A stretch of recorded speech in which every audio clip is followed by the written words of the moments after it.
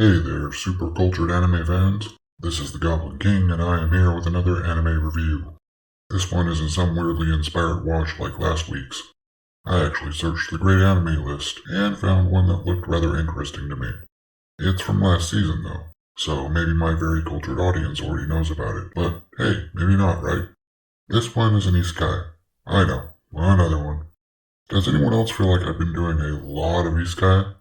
I don't know. I'm sensing a theme. Like I'm a giant nerd that's into fantasy worlds or something.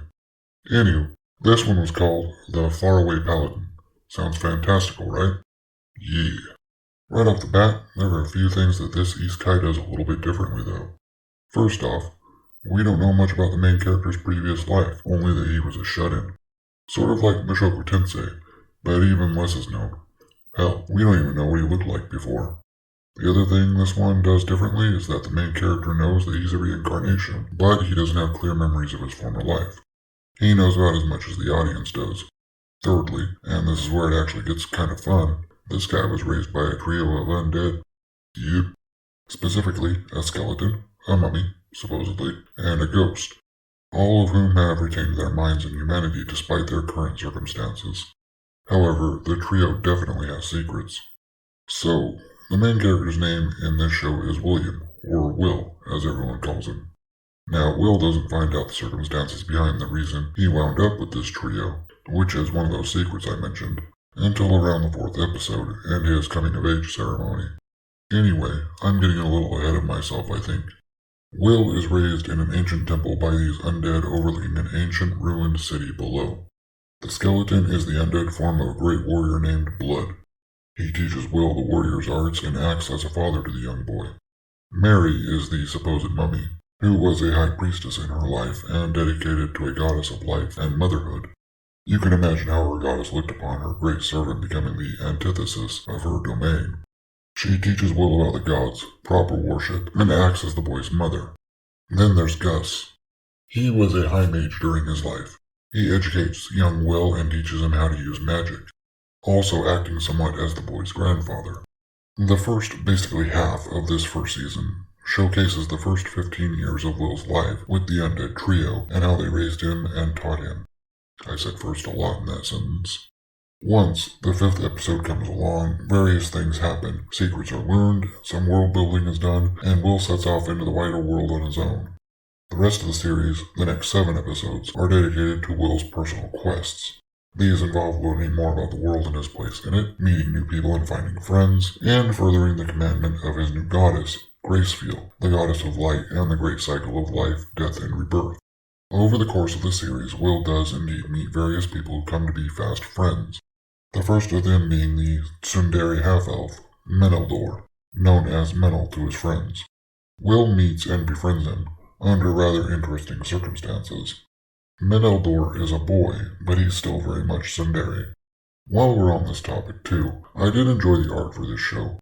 I felt like the character designs were a little sparse in detail, but were overall pretty good. I've definitely seen better, but I've totally seen worse too. That being said, the designs of both Will and Meneldor confused me immensely. They were very feminine in design. Like in those first episodes, I totally thought that Will was a chick, and that there was going to be some sort of gag revolving around Will actually being revealed as a girl when he hit puberty. However, that's totally not what happened. Will is just a very effeminate looking guy, I guess. The same thing goes for Menel too. I totally thought he was a chick when he was first shown. He had a hood up, but the way he was drawn standing and the proportions just looked really female to me. Now, this is a bit more understandable for Menel since elves are supposed to be pretty. It's a little more jarring for me to look at Will though, if I'm being honest. Also, it didn't help that Will was voiced by a girl. So, 2 pretty boys being friends. Here in the West, we all know how that would work out. Nobody can possibly be platonic friends anymore. They gotta be packing the sausage with each other late at night to cover their shame. Oh, wait. If they said that last bit, their masks would slip. It's not shameful. It's beautiful and natural. On a side note, I honestly don't care about your sexuality. I'm just using this as an opportunity to take small pot shots at the far left and their stupidity. Will also meets up with 2 other people later in this season, a merchant named Tonio, and a halfling bard named Robina who insists on being called B. Honestly, we know next to nothing about either of these characters by the time that the season ends. They seem to be alright companions, and they seem to be genuinely fond of both Will and Metal, but there just wasn't enough time between the point where they meet Will and the point where the series ends. The same thing with the adventurer Raystov. Seems like he might be a good chap, but there's even less time between his introduction in the series and the finale. Like, literally 2 episodes. I legitimately liked this anime. I thought it was pretty wholesome. The whole introductory stuff with the 3 undead was interesting. That entire premise to me is what pulled me in and made me want to give this series a shot. Like, for real, why are undead raising a baby? You do find out, by the way, by the 5th episode. Otherwise, though, I feel like this show was a very slow burn. They stretched things out too long, I think. Like, I get why Will's early life spanned 5 episodes, but that's literally half the damn series run, up to this point.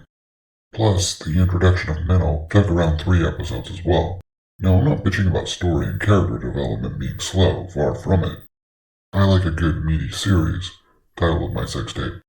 However, when the series run is only 12 episodes, it feels like some stuff should have been cut down to actually have more of the story itself pushed into it.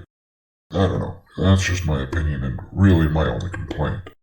That it was a bit of a slow burner. Otherwise though, it's a perfectly fine anime. Some good lighthearted moments. The moments that are a bit heavier legit do tug on the heartstrings a bit. The voice acting was damn fine all around.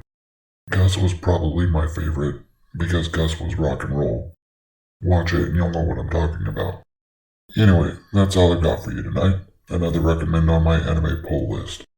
Let me know what you thought in the comment section down below, while you're down there. Help raise my channel from the dead by smashing those like and subscribe buttons. I'll see you on Saturday for my list of the most interesting pop culture moments of the week. Maybe I'll see you in the chat on F&T as well. I'll see you all whenever. Have a good one. Lates.